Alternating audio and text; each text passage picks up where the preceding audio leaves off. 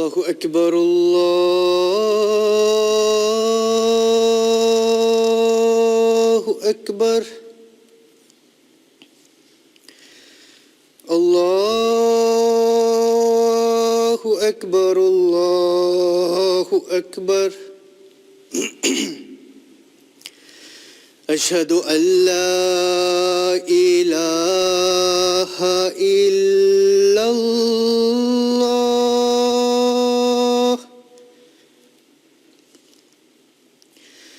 أشهد أن لا إله إلا الله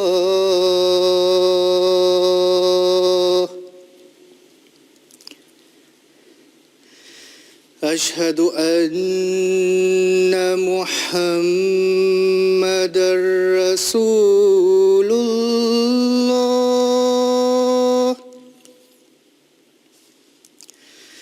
أشهد أن محمدًا رسول الله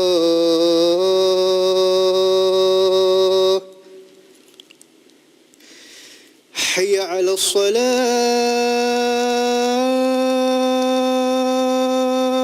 الصلاة حي على الصلاة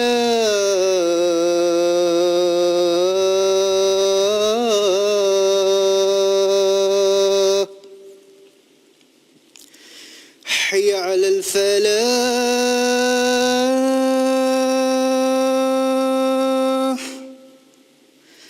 حي على الفلاح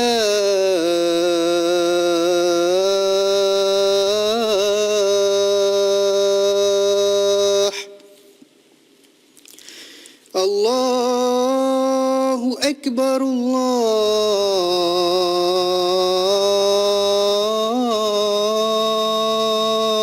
أكبر لا إله إلا الله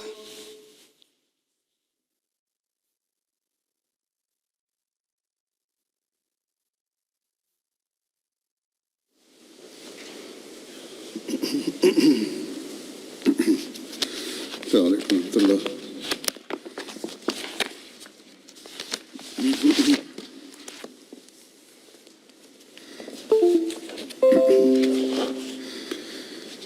أشهد أن لا إله إلا الله وحده لا شريك له وأشهد أن محمدًا عبده ورسوله أما بعد فأعوذ بالله من الشيطان الرجيم بسم الله الرحمن الرحيم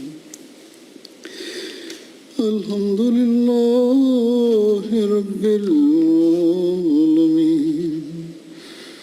الرحمن الرحيم مالك يوم الدين إياك نعبد وإياك نستعين اهدنا الصراط المستقيم صراط الذين أنعمت عليهم غير المغضوب عليهم ولا الضالين.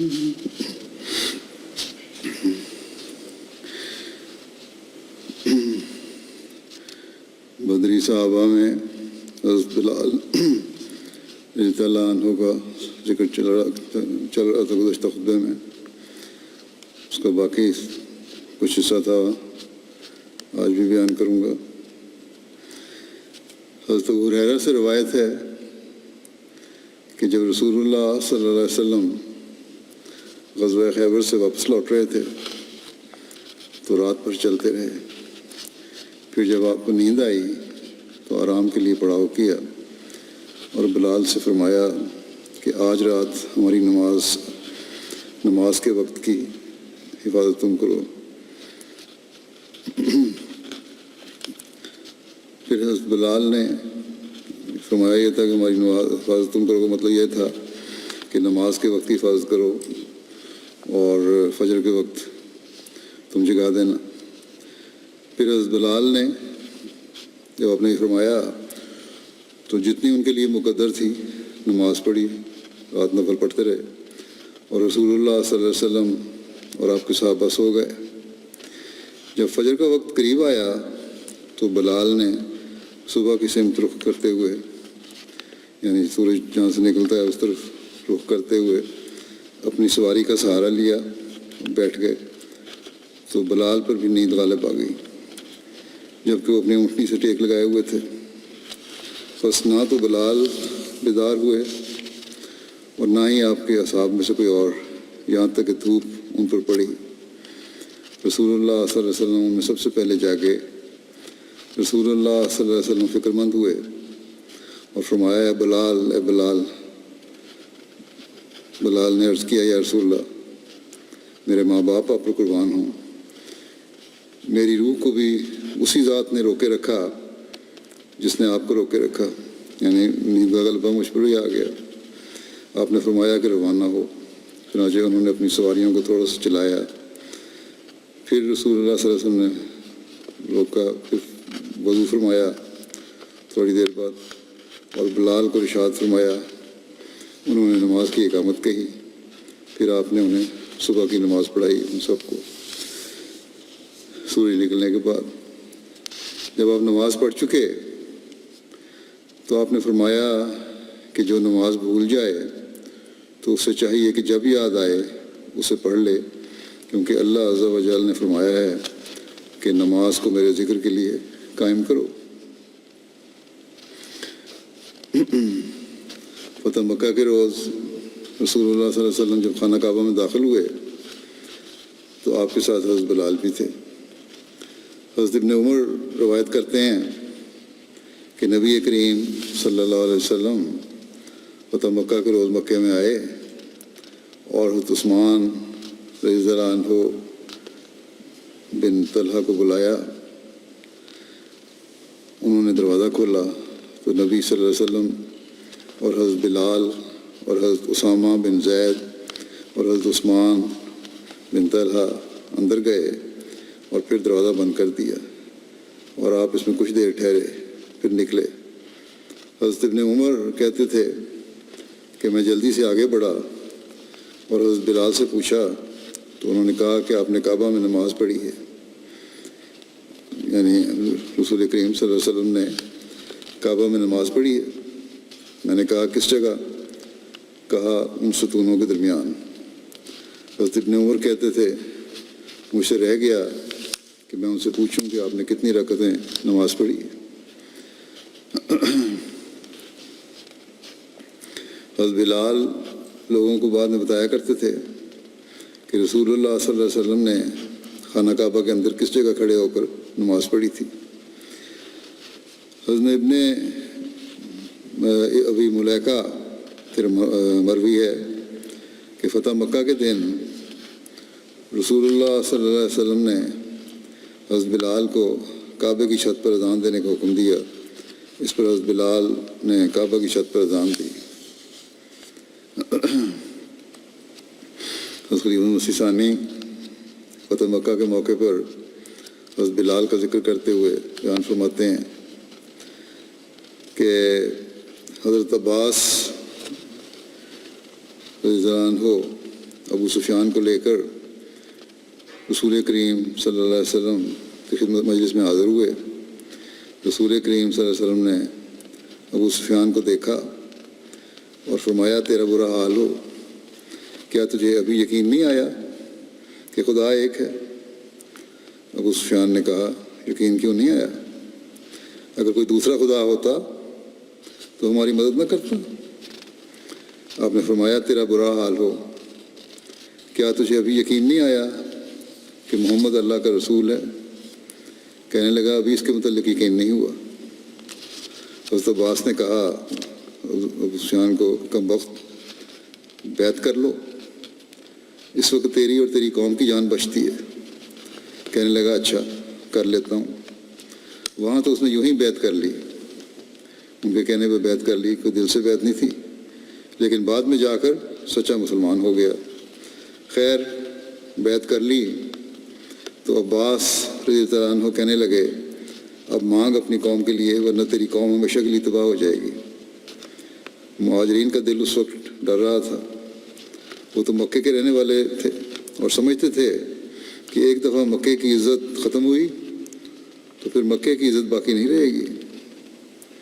وہ باوجود اس کے کہ انہوں نے بڑے بڑے مظالم برداشت کیے تھے، پھر بھی وہ دعائیں کرتے تھے کہ کسی دن صلح ہو جائے، لیکن انصار ان کے مقابلے میں بڑے جوش میں تھے۔ محمد رسول اللہ صلی اللہ علیہ وسلم نے کہا کہ مانگو۔ کہنے لگا یا رسول اللہ کیا آپ اپنی قوم پر رحم نہیں کریں گے؟ آپ صلی اللہ علیہ وسلم تو بڑے رحیم و کریم ہیں، اور پھر میں آپ کا رشتہ دار ہوں، بھائی ہوں، میرا بھی کوئی اعزاز ہونا چاہیے، میں مسلمان ہوا ہوں۔ آپ نے فرمایا اچھا جاؤ اور مکے میں اعلان کر دو کہ جو شخص ابو سفیان کے گھر میں گھسے گا اسے پناہ دی جائے گی۔ کہنے لگا یا رسول اللہ میرا گھر ہے کتنا اور اس میں کتنے آدمی آ سکتے ہیں؟ اتنا بڑا شہر ہے، اس کا میرے گھر میں کہاں ٹھکانہ ہو سکتا ہے؟ آپ صلی اللہ علیہ وسلم نے فرمایا کہ اچھا جو شخص خانہ کعبہ میں چلا جائے گا اسے امان دی جائے گی۔ ابو سفیان نے کہا یا رسول اللہ پھر بھی لوگ بچ رہیں گے۔ آپ نے فرمایا اچھا جو ہتھیار پھینک دے گا اسے بھی کچھ نہیں کہا جائے گا۔ کہنے لگا یا رسول اللہ پھر بھی لوگ رہ جائیں گے۔ آپ نے فرمایا اچھا جو اپنے گھر کے دروازے بند کر لے گا اسے بھی پناہ دی جائے گی۔ اس نے کہا یا رسول اللہ گلیوں والے تو ہیں، وہ تو بیچارے مارے جائیں گے۔ آپ نے فرمایا بہت اچھا، لاؤ ایک جھنڈا بلال کا تیار کرو۔ ابی رویحہ رضی اللہ عنہ ایک صحابی تھے، آپ نے جب مدینے میں مہاجرین اور انصار کو اپنے آپس میں بھائی بھائی بنایا تھا تو ابی رویحہ رضی اللہ عنہ کو بلال کا بھائی بنایا تھا۔ شاید اس وقت بلال تھے نہیں یا کوئی اور مسئلہ تھی، بہرحال آپ نے بلال کا جھنڈا بنایا اور ابی رویحہ کو دیا اور فرمایا کہ یہ بلال کا جھنڈا ہے، یہ اسے لے کر چوک میں کھڑا ہو جائے اور اعلان کر دے کہ جو شخص بلال کے جھنڈے کے نیچے کھڑا ہوگا اس کو نجات دی جائے گی۔ ابو سفیان کہنے لگا بس اب کافی ہو گیا، اب مکہ بچ جائے گا۔ کہنے لگا اب مجھے اجازت دیجیے کہ میں جاؤں۔ آپ نے فرمایا جا، اب سردار خود ہی ہتھیار پھینک چکا تھا، خبر پہنچنے یا نہ پہنچنے کا سوال ہی نہیں تھا۔ گھبرایا ہوا مکے میں داخل ہوا ابو سفیان، اور یہ کہتا جاتا تھا کہ لوگوں اپنے اپنے گھروں کے دروازے بند کر لو، لوگوں اپنے ہتھیار پھینک دو، لوگوں خانہ کعبہ میں چلے جاؤ، بلال کا جھنڈا کھڑا ہوا ہے اس کے نیچے کھڑے ہو جانا۔ اتنے میں لوگوں نے دروازے بند کرنے شروع کر دیے، بعض نے خانہ کعبہ میں گھسنا شروع کر دیا، لوگوں نے ہتھیار باہر لا لا کر پھینکنے شروع کیے۔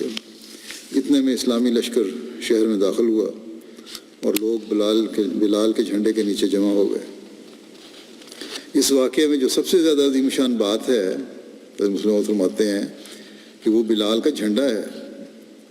رسول کریم صلی اللہ علیہ وسلم بلال کا جھنڈا بناتے ہیں اور فرماتے ہیں کہ جو شخص بلال کے جھنڈے کے نیچے کھڑا ہو جائے گا اس کو پناہ دی جائے گی۔ حالانکہ سردار تو محمد رسول اللہ صلی اللہ علیہ وسلم تھے، مگر محمد رسول اللہ صلی اللہ علیہ وسلم کا کوئی جھنڈا نہیں کھڑا کیا جاتا۔ آپ کے بعد قربانی کرنے والے ابو بکر تھے، مگر ابو بکر کا بھی کوئی جھنڈا نہیں کھڑا کیا جاتا۔ ان کے بعد مسلمان ہونے والے رئیس عمر تھے، مگر عمر کا بھی کوئی جھنڈا نہیں کھڑا کیا جاتا۔ ان کے بعد عثمان مقبول تھے اور آپ کے داماد تھے، مگر عثمان کا بھی جھنڈا نہیں کھڑا کیا جاتا۔ ان کے بعد علی تھے جو آپ کے بھائی بھی تھے اور آپ کے داماد بھی تھے، مگر علی کا کوئی جھنڈا نہیں کھڑا کیا جاتا۔ پھر عبد الرحمن بن عوف وہ شخص تھے جن کے متعلق رسول کریم صلی اللہ علیہ وسلم فرماتے ہیں کہ آپ وہ شخص ہیں کہ جب تک آپ زندہ ہیں مسلمان قوم میں اختلاف نہیں ہوگا، لیکن عبد الرحمن کا کوئی جھنڈا نہیں بنایا جاتا۔ پھر عباس رضی اللہ عنہ آپ کے چچا تھے، اور بعض دفعہ وہ گستاخی بھی کر لیتے تھے، آن رسول کے سامنے بول لیا کرتے تھے، تو آپ خفا نہ ہوتے، مگر رسول کریم صلی اللہ علیہ وسلم نے ان کا بھی کوئی جھنڈا نہیں بنایا۔ پھر سارے رؤسا اور چوٹی کے آدمی موجود تھے۔ خالد بن ولید جو ایک سردار کا بیٹا، خود بڑا نامور انسان تھا، موجود تھا۔ عمر بن عاص ایک سردار کا بیٹا تھا، اسی طرح اور بڑے بڑے سرداروں کے بیٹے تھے، مگر ان میں سے کسی ایک کا جھنڈا نہیں بنایا جاتا۔ جھنڈا بنایا جاتا ہے تو بلال کا بنایا جاتا ہے، کیوں؟ اس کی کیا وجہ تھی؟ اس کی وجہ یہ تھی کہ خانہ کعبہ پر جب حملہ ہونے لگا تھا تو ابو بکر دیکھ رہا تھا کہ جن کو مارا جانے والا ہے وہ اس کے بھائی بند ہیں، اور اس نے خود بھی کہہ دیا تھا کہ یا رسول اللہ کیا آپ اپنے بھائیوں کو ماریں گے؟ وہ ظلموں کو بھول چکا تھا اور جانتا تھا کہ یہ میرے بھائی ہیں۔ عمر بھی کہتے تو یہی تھے کہ یا رسول اللہ ان کافروں کو ماریے، مگر پھر بھی جب آپ ان کو معاف کرنے پر آئے تو اپنے دل میں یہی کہتے ہوں گے کہ اچھا ہوا ہمارے بھائی بخشے گئے۔ عثمان اور علی بھی کہتے ہوں گے کہ ہمارے بھائی بخشے گئے، انہوں نے ہمارے ساتھ سختیاں کر لیں تو کیا ہوا۔ خود رسول کریم صلی اللہ علیہ وسلم بھی ان کو معاف کرتے وقت یہی سمجھتے ہوں گے کہ ان میں میرے چچا بھی تھے، بھائی بھی تھے، ان میں میرے داماد عزیز اور رشتہ دار بھی تھے، اگر میں نے ان کو معاف کر دیا تو اچھا ہی ہوا، میرے اپنے رشتہ دار بچ گئے۔ صرف ایک شخص تھا جس کی مکے میں کوئی رشتہ داری نہیں تھی، جس کی مکے میں کوئی طاقت نہیں تھی، جس کا مکے میں کوئی ساتھی نہیں تھا، اور اس کی بے کسی کی حالت میں اس پر وہ ظلم کیا جاتا جو نہ ابو بکر پر ہوا، نہ علی پر ہوا، نہ عثمان پر ہوا، نہ عمر پر ہوا، بلکہ رسول کریم صلی اللہ علیہ وسلم پر بھی نہیں ہوا۔ پچھلی ایک روایت گزشتہ ہفتے جو میں نے بیان کی تھی اس میں بھی بیان ہوا تھا کہ حضرت ابو بکر پہ بھی اور آپ صلی اللہ علیہ وسلم پر بھی رشتہ داری کی وجہ سے یہ بچے رہے تھے، لیکن میں نے وضاحت کی تھی اور صرف بلال پر ایسے ظلم ہوئے تھے کہ آپ صلی اللہ علیہ وسلم پر بھی ظلم ہوئے، حضرت ابو بکر پر بھی ظلم ہوئے۔ یہاں بھی حضرت مسلم موعود نے یہ نہیں انکار کیا کہ ظلم نہیں ہوئے آپ لوگوں پہ، بلکہ فرمایا ہے کہ وہ ظلم جو بلال پہ ہوا اور وہ کسی پہ نہیں ہوا۔ پھر آپ نے اس کی تفصیل بیان کی، وہ کیا ظلم تھا؟ وہ ظلم یہ تھا کہ جلتی اور تپتی ہوئی ریت پر بلال کو ننگا لٹا دیا جاتا تھا۔ تم دیکھو ننگے پاؤں میں مئی اور جون میں نہیں چل سکتے، اس کو ننگا کر کے تپتی ریت پر لٹا دیا جاتا تھا۔ پھر کیلوں والے جوتے پہن کر نوجوان اس کے سینے پر ناچتے تھے اور کہتے تھے کہ کہو خدا کے سوا اور معبود ہیں، کہو محمد رسول اللہ جھوٹا ہے۔ اور بلال آگے سے اپنی حبشی زبان میں جب وہ بہت مارتے تھے کہتے تھے اشہد اللہ الہ الا اللہ، اشہد اللہ الہ الا اللہ، کہ وہ شخص آگے سے یہی جواب دیتا تھا کہ تم مجھ پر کتنا بھی ظلم کرو، میں نے جب دیکھ لیا ہے کہ خدا ایک ہے تو دو کس طرح کہہ دوں، اور جب مجھے پتہ ہے کہ محمد رسول اللہ صلی اللہ علیہ وسلم خدا کے سچے رسول ہیں تو میں انہیں جھوٹا کس طرح کہہ دوں۔ اس پر وہ اور مارنا شروع کر دیتے تھے۔ مہینوں گرمیوں کے مہینوں کے موسم میں، ان مہینوں میں جب گرمیاں ہوتی ہیں اس موسم میں اس کے ساتھ یہی حال ہوتا تھا۔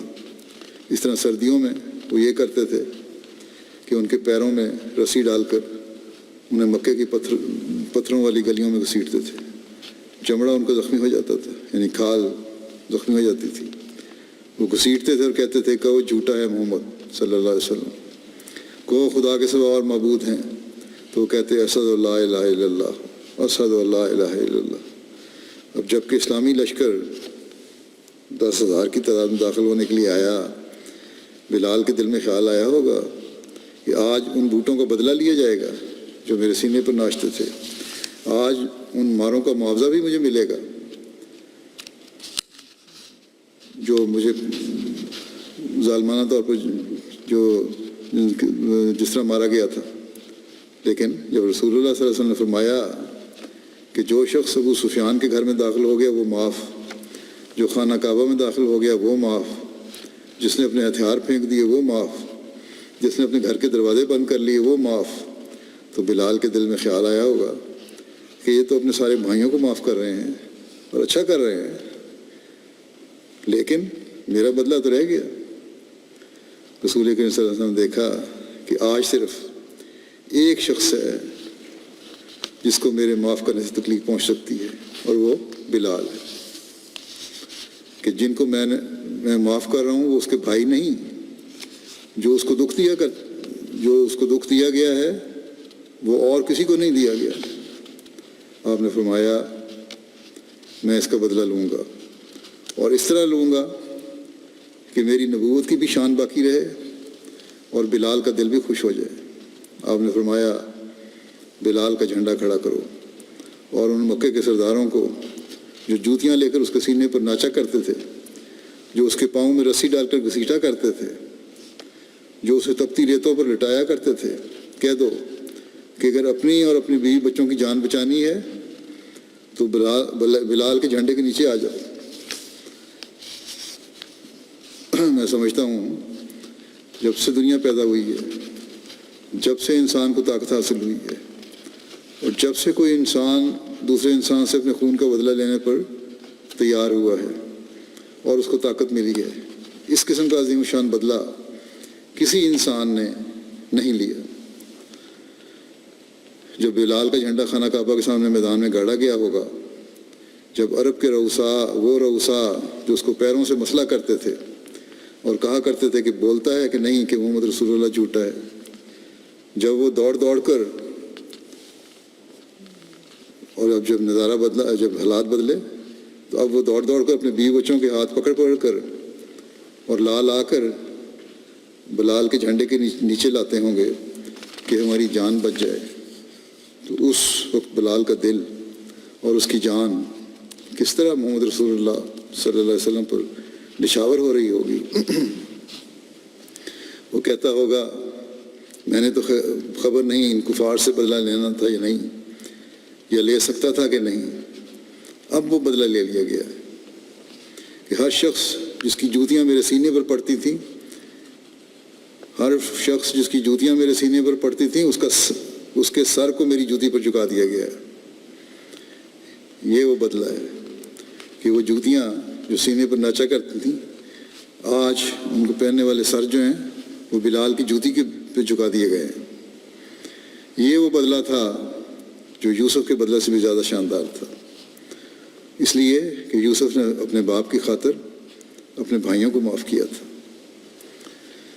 جس کی خاطر کیا وہ اس کا باپ تھا، اور جن کو کیا وہ اس کے بھائی تھے۔ اور محمد رسول اللہ صلی اللہ علیہ وسلم نے اپنے چچوں اور بھائیوں کو ایک غلام کی جوتیوں کے طفیل معاف کیا، بھلا یوسف کا بدلہ اس کے مقابلے میں کیا حیثیت رکھتا ہے۔ اسی واقعہ کو دباچہ تفسیر القرآن میں، پہلا حوالہ تھا سیر روحانی کا تھا، دباچہ تفسیر القرآن میں اختصار کے ساتھ بھی بیان فرمایا ہے،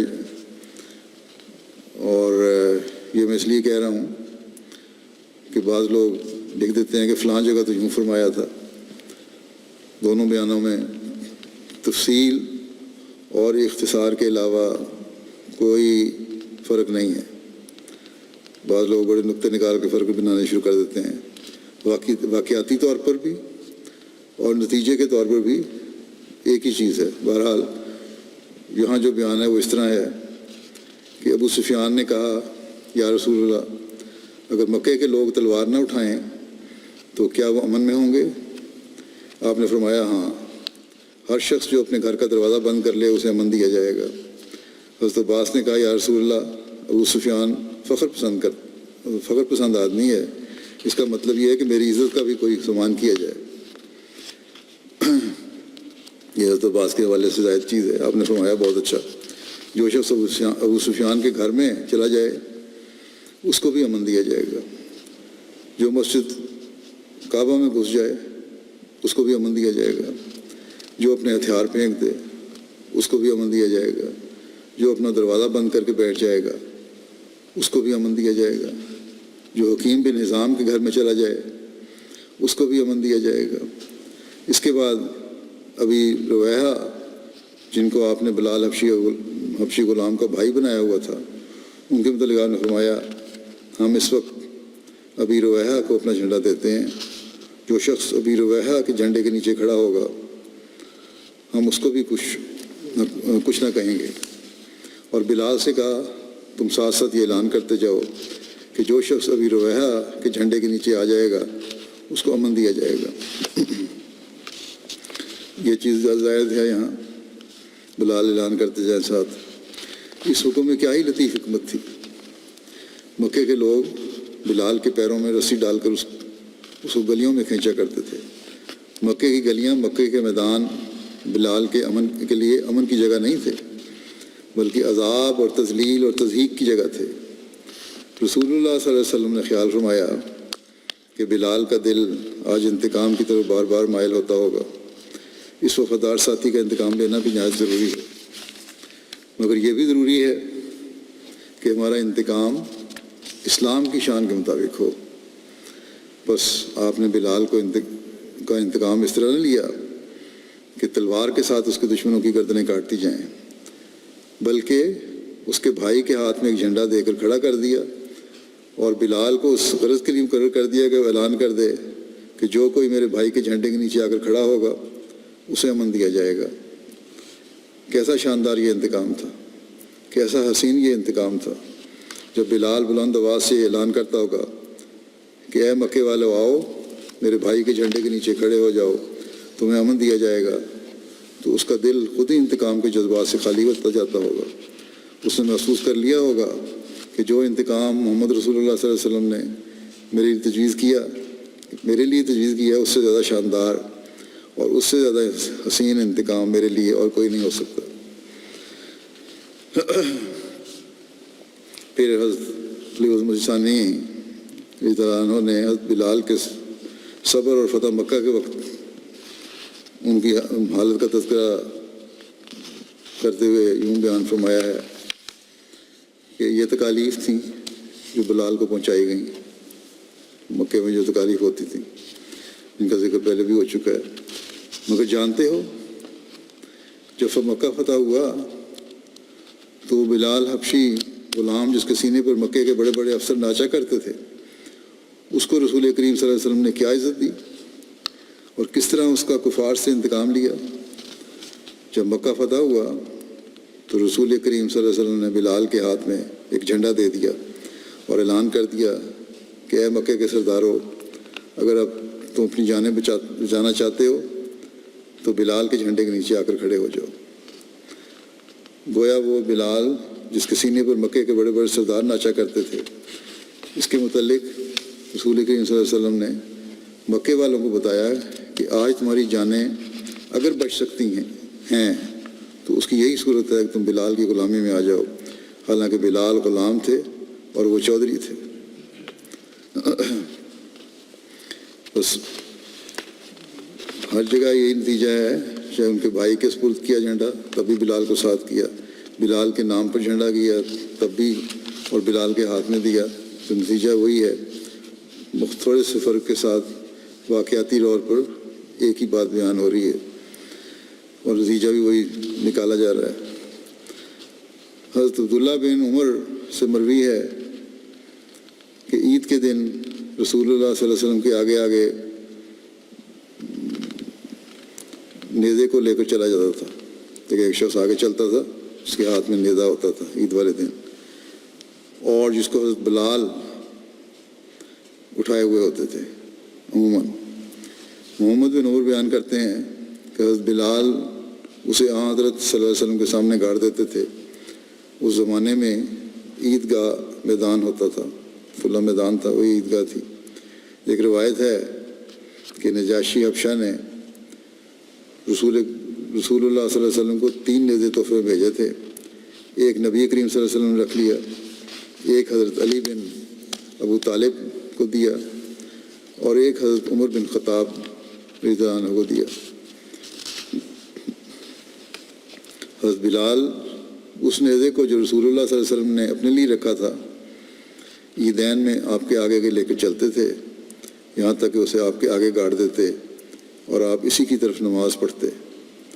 رسول اللہ صلی اللہ علیہ وسلم کی وفات کے بعد حضرت بلال اسی طرح حضرت ابوبکر کے آگے لے کر چلا کرتے تھے اس نیزے کو۔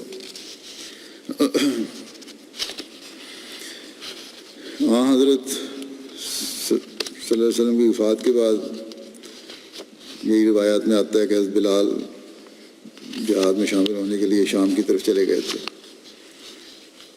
رسول اللہ صلی اللہ علیہ وسلم کی وفات کے بعد اس طرح بیان ہوا ہے کہ حضرت بلال حضرت ابوبکر کے پاس آئے اور کہا کہ خلیفہ رسول، میں نے رسول اللہ صلی اللہ علیہ وسلم کو فرماتے سنا ہے کہ مومن کا سب سے افضل عمل اللہ کی راہ میں جہاد ہے۔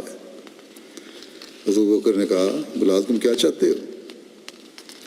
حضرت بلال نے جواب دیا کہ میں چاہتا ہوں کہ مجھے اللہ کے راستے میں جہاد کے لیے بھیج دیا جائے، یہاں تک کہ میں مارا جاؤں۔ حضرت ابوبکر نے کہا کہ بلال میں تمہیں اللہ کا واسطہ دیتا ہوں اور اپنی حرمت اور حق یاد دلاتا ہوں کہ میں بوڑھا اور ضعیف ہو گیا ہوں، میری موت کا وقت قریب آ گیا ہے، اس وجہ سے میرے پاس ٹھہر جاؤ۔ اس پر حضرت بلال حضرت ابوبکر رضی اللہ عنہ کی وفات تک ان کے پاس ہی رہے۔ حضرت ابوبکر کی وفات کے بعد حضرت بلال حضرت عمر کے پاس آئے اور ان سے بھی وہی بات کہی جو حضرت ابوبکر کو کہی تھی۔ حضرت عمر نے بھی انہیں ویسا ہی جواب دیا جیسا حضرت ابوبکر نے دیا تھا، مگر حضرت بلال نہ مانے۔ حضرت بلال جہاد پر جانے پر مصر تھے اور انہوں نے حضرت عمر کے سامنے اسی بات کا اصرار کیا۔ حضرت عمر نے ان سے فرمایا کہ میں تمہارے بعد اذان دینے کی ذمہ داری کس کے سپرد کروں گا؟ حضرت بلال نے عرض کی کہ حضرت سعد کے، کیونکہ انہوں نے رسول اللہ صلی اللہ علیہ وسلم کے زمانے میں اذان دی ہوئی ہے۔ پس حضرت عمر نے حضرت سعد اور ان کے بعد ان کی اولاد کے سپرد اذان کی ذمہ داری لگائی اور حضرت بلال کو ان کے اصرار کی وجہ سے جہاد پر بھیج دیا۔ یہ ایک روایت ہے، اور ایک روایت میں حضرت بلال اور حضرت ابوبکر کے اذان دینے کے حوالے سے جو مکالمہ ہوا اس کا یوں ذکر ملتا ہے کہ موسیٰ بن محمد اپنے والد سے روایت کرتے ہیں کہ رسول اللہ صلی اللہ علیہ وسلم کی وفات ہوئی تو حضرت بلال نے اس وقت اذان دی کہ ابھی رسول اللہ صلی اللہ علیہ وسلم کی تدفین نہ ہوئی تھی۔ جب انہوں نے اشہد ان محمد رسول اللہ کے الفاظ کہے، اپنی زبان میں تو اشہد کہتے تھے، تو مسجد میں لوگوں کے رونے کی وجہ سے ہچکیاں بند گئیں۔ جب رسول اللہ صلی اللہ علیہ وسلم کی تدفین ہو گئی تو حضرت ابوبکر نے حضرت بلال کو اذان دینے کا کہا۔ حضرت بلال نے جواباً کہا اگر تو آپ نے مجھے اس لیے آزاد کیا ہے کہ میں آپ کے ساتھ رہوں تو اس کا راستہ تو یہی ہے جس طرح آپ کہہ رہے ہیں، لیکن اگر آپ نے مجھے اللہ کے لیے آزاد کیا ہے تو مجھے اس کے لیے چھوڑ دیجئے جس کے لیے مجھے آزاد کیا ہے۔ حضرت ابوبکر نے کہا کہ میں نے تمہیں اللہ کی خاطر آزاد کیا۔ اس پر حضرت بلال نے کہا کہ میں رسول اللہ صلی اللہ علیہ وسلم کی وفات کے بعد کسی کے لیے اذان نہ دوں گا۔ حضرت ابوبکر نے کہا یہ آپ کی مرضی ہے۔ اس کے بعد حضرت بلال مدینہ میں ہی مقیم رہے یہاں تک کہ حضرت عمر کے دور خلافت میں شام کے لیے لشکر روانہ ہوئے تو حضرت بلال بھی ان لشکروں کے ساتھ شام چلے گئے۔ اس ذوالغابہ کی روایت ہے ایک، اس کے مطابق حضرت بلال نے حضرت ابوبکر سے کہا کہ اگر آپ نے مجھے اپنے لیے آزاد کیا ہے تو مجھے اپنے پاس روک لیں، لیکن اگر آپ نے مجھے اللہ کی راہ میں آزاد کیا ہے تو مجھے اللہ کی راہ میں جہاد کے لیے جانے دیں۔ اس پر حضرت ابوبکر نے حضرت بلال سے فرمایا جاؤ۔ اس پر حضرت بلال شام چلے گئے اور وفات تک وہیں رہے۔ یہ جو اکثر روایتیں جو ہیں وہ یہی ہیں کہ حضرت ابوبکر کے زمانے میں نہیں گئے تھے بلکہ حضرت عمر کے زمانے میں گئے تھے۔ اور ایک قول کے مطابق حضرت بلال رسول اللہ صلی اللہ علیہ وسلم کی وفات کے بعد حضرت ابوبکر کے دور خلافت میں بھی اذان دیتے رہے ہیں، یہ بھی روایت ہے۔ ایک روایت یوں بیان کی گئی ہے کہ ایک دفعہ حضرت بلال نے نبی کریم صلی اللہ علیہ وسلم کو خواب میں دیکھا کہ آپ فرماتے ہیں بلال یہ کیسی سنگ دلی ہے، کیا ابھی وہ وقت نہیں آیا کہ تم ہماری زیارت کے لیے آؤ؟ حضرت بلال نہایت رنج کی حالت میں بیدار ہوئے، شام میں ہوتے تھے، اور سوار ہو کر مدینہ کی طرف چل دیے اور نبی کریم صلی اللہ علیہ وسلم کے روضہ مبارک پر حاضر ہو کر زار و قطار رونے لگے اور تڑپنے لگے۔ اتنے میں حضرت حسن اور حسین بھی آ گئے۔ حضرت بلال نے انہیں بوسہ دیا اور انہیں گلے لگایا تو حضرت حسن اور حضرت حسین نے حضرت بلال سے کہا کہ ہم چاہتے ہیں کہ صبح کی اذان آپ دیں۔ تو آپ مسجد کی چھت پر چڑھ گئے۔ جب حضرت بلال نے اللہ اکبر اللہ اکبر کے الفاظ کہے تو راوی کہتے ہیں کہ مدینہ لرز اٹھا۔ پھر جب انہوں نے اشہد ان لا الہ الا اللہ کے الفاظ کہے تو اور زیادہ جنبش ہوئی، لوگوں میں دم داری پیدا ہوئی۔ پھر جب انہوں نے اشہد ان محمد رسول اللہ کے الفاظ کہے تو عورتیں اپنے کمروں سے باہر آ گئیں۔ راوی کہتے ہیں کہ اس دن سے زیادہ رونے والے مرد اور رونے والی عورتیں نہیں دیکھی گئی تھیں۔ ان کا زمانہ اور یہ زبان یاد آ گئی اور لوگ بے چین ہو گئے۔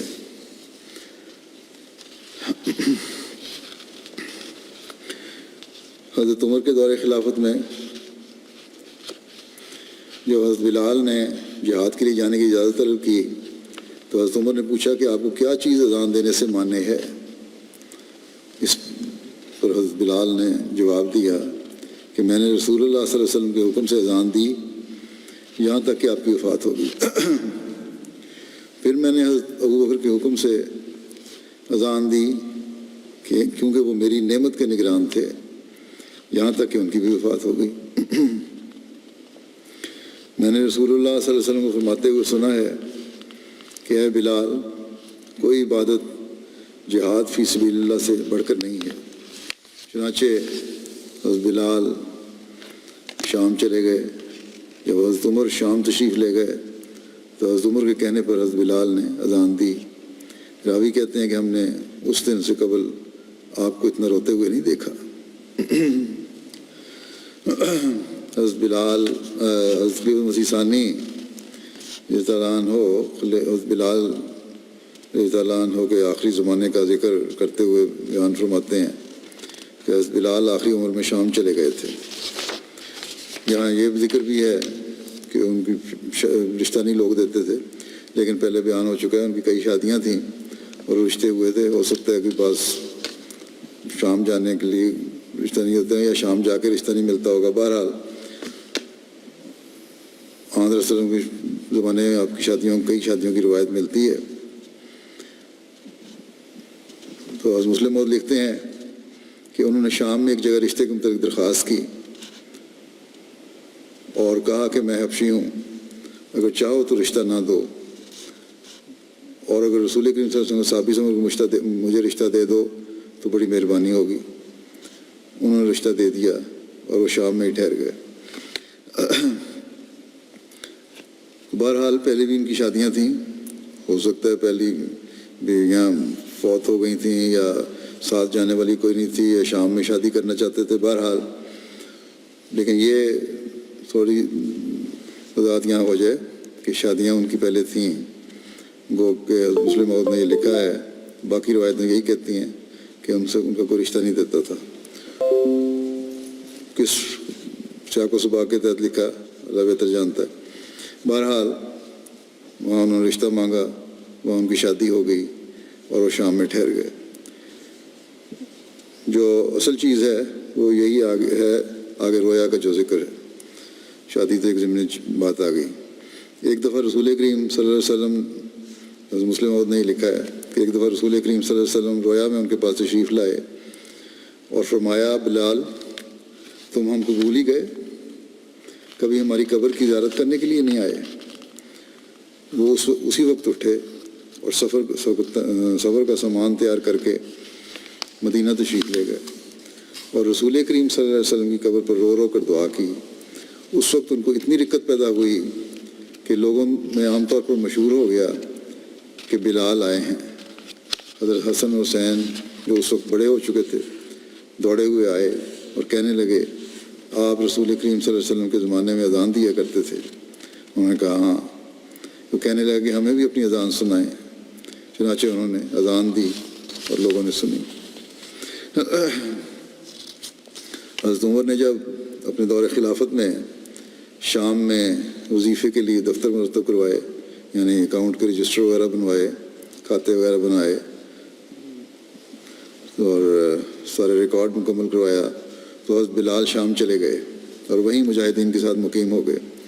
حضرت عمر نے حضرت بلال سے پوچھا کہ اے بلال، تم اپنے وظیفے کا دفتر کس کے پاس رکھو گے؟ یعنی اپنے حساب کتاب کی نمائندگی کس کے سپرد کرنا چاہتے ہو؟ کون ہوگا تمہارا نمائندہ یہاں؟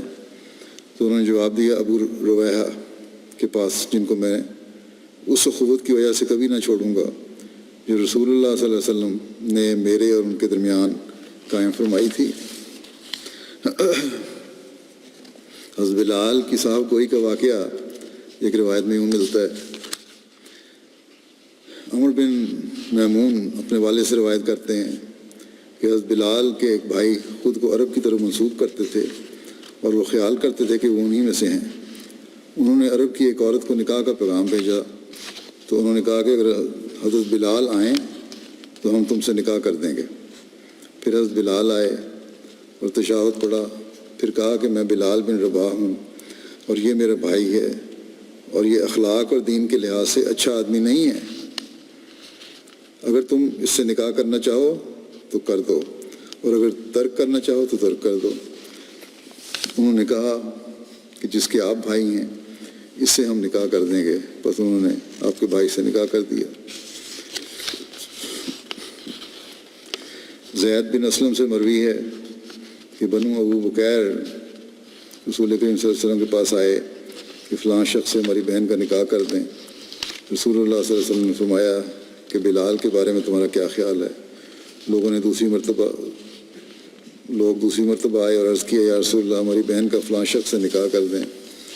آپ نے فرمایا تم لوگوں کو بلال کے بارے میں کیا خیال ہے؟ یہ لوگ پھر تیسری مرتبہ آئے، چلے گئے انکار کر کے، اور عرض کیا یا رسول اللہ، ہماری بہن کا فلاں شخص سے نکاح کر دیں۔ آپ نے فرمایا تم لوگوں کا بلال کے بارے میں کیا خیال ہے؟ تم لوگوں کا ایسے شخص کے بارے میں کیا خیال ہے جو اہل جنت میں سے ہے؟ راوی کہتے ہیں اس پر ان لوگوں نے حضرت بلال سے اپنی بہن کا نکاح کر دیا۔ یہ جو پہلے حوالات میں نے کہا تھا نا کہ شادیاں مسلموں نے لکھا ہے کہ نہیں ہوئی تھی، وہ کسی اور شاق و سباق کے تحت وہ بعد شادیاں پہلے ہوئی تھیں، اور یہ بھی ایک حوالہ ہے۔ حضرت مرزا بشیر احمد صاحب نے لکھا ہے کہ ایک دفعہ حضرت عمر کے عہد خلافت میں وہ اور ابو سفیان اور بعض دوسرے رؤسائے مکہ جو فتح کے وقت مسلمان ہوئے تھے،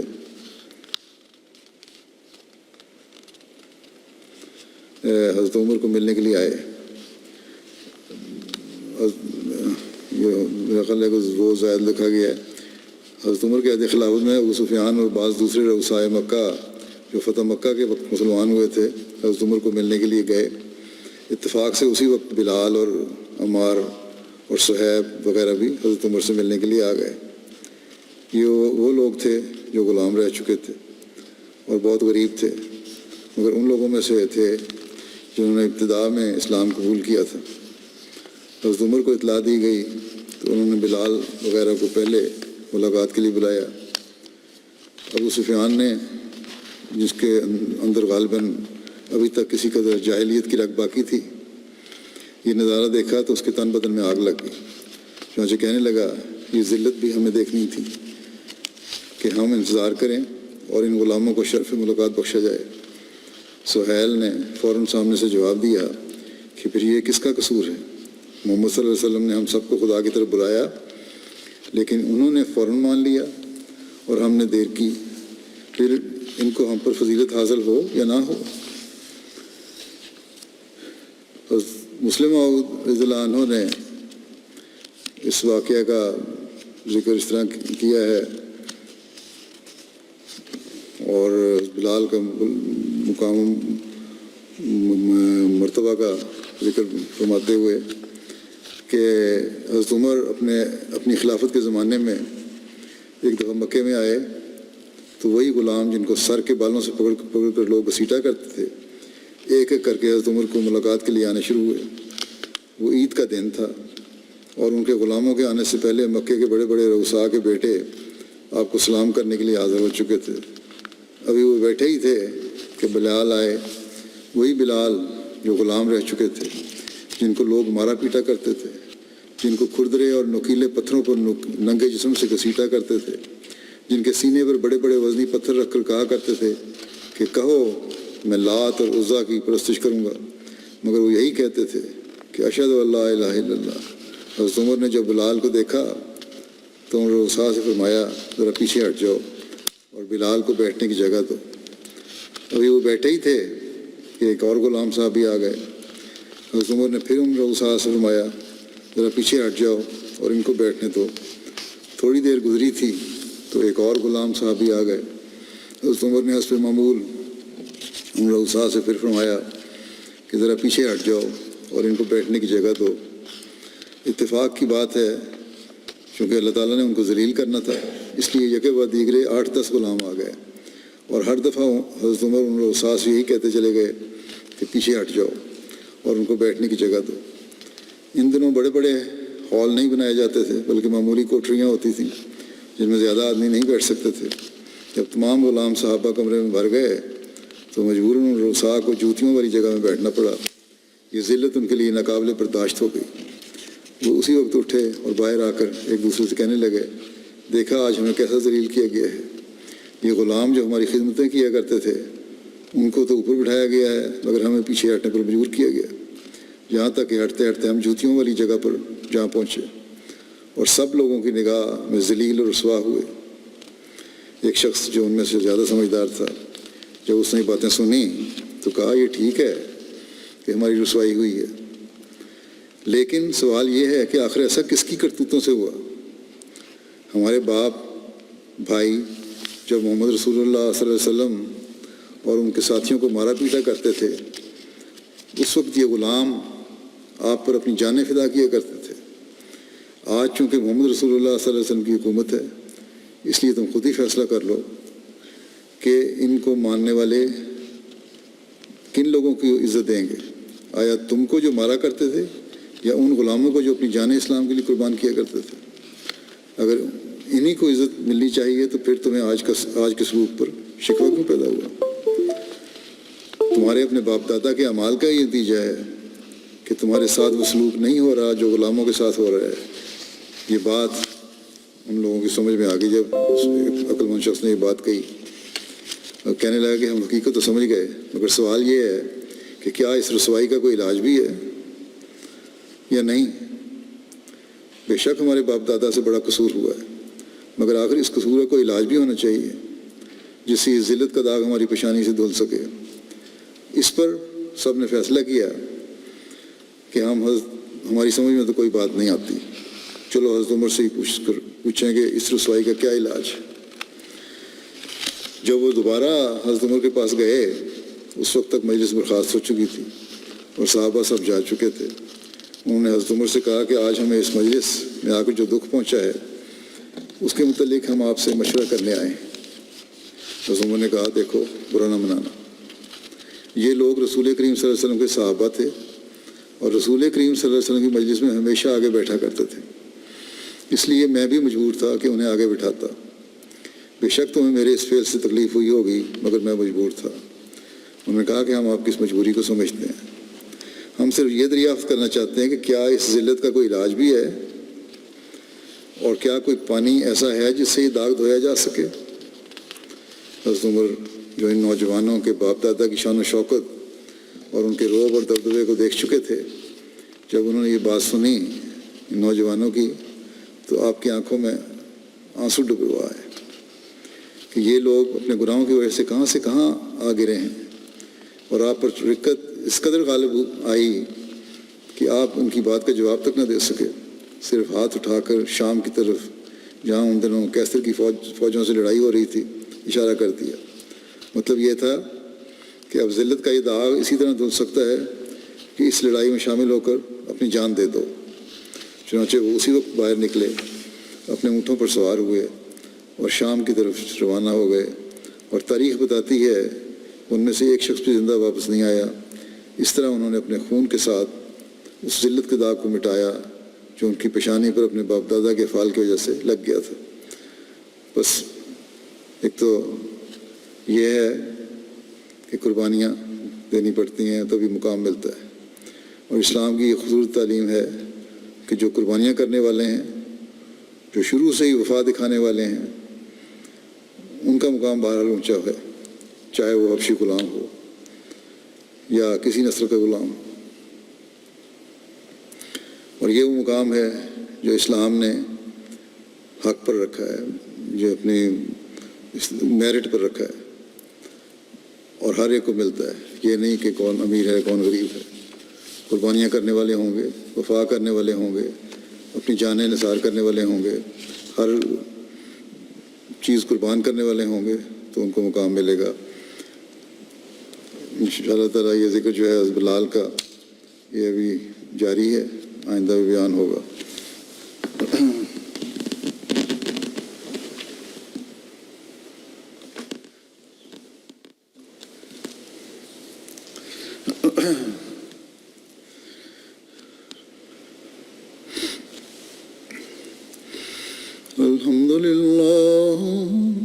الحمد لله نحمده ونستعينه ونستغفره ونؤمن به ونتوكل عليه ونعوذ بالله من شرور أنفسنا ومن سيئات أعمالنا من يهده الله فلا مضل له ومن يضلل فلا هادي له ونشهد أن لا إله إلا الله ونشهد أن محمدا عبده ورسوله عباد الله رحمكم الله إن الله يأمر بالعدل والإحسان وإيتاء ذي القربى وينهى عن الفحشاء والمنكر والبغي يعظكم لعلكم تذكرون اذكروا الله يذكركم وادعوه يستجب لكم ولذكر الله أكبر۔